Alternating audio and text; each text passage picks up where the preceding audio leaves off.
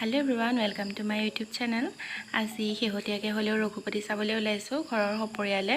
এফালে মা আৰু দেউতা ৰেডি হৈ আছে, দাদাহঁত অহা নাই সেইকাৰণে, আৰু এয়া দাদাহঁত আহি পালেহি।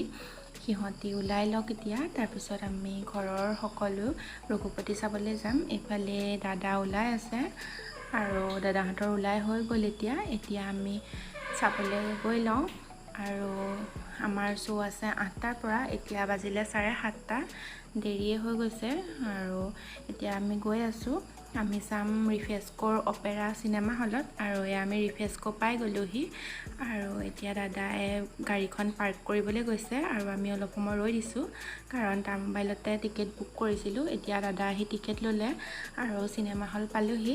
সেইফালে চিনেমা চালোঁ, এতিয়া ইণ্টাৰভেল দিছে আৰু সঁচাকৈ এখন ভাল চিনেমা, চাই ভাল লাগিছে। এইফালে আমাৰ সৰু দাদা লাজ কৰে কেমেৰাত ওলাবলৈ, আৰু দাদাই মই ভাবিলোঁ কিবা এটা খাই আহোঁ বাহিৰৰ পৰা, আৰু দুয়োটা গ'লোঁ। তাতে গৈ দেখিলোঁ পপকৰ্ণ আছে আৰু পপকৰ্ণকে ল'লোঁ, লৈ পেলাই এতিয়া আহিলোঁ আকৌ চিনেমা চাবৰ কাৰণে।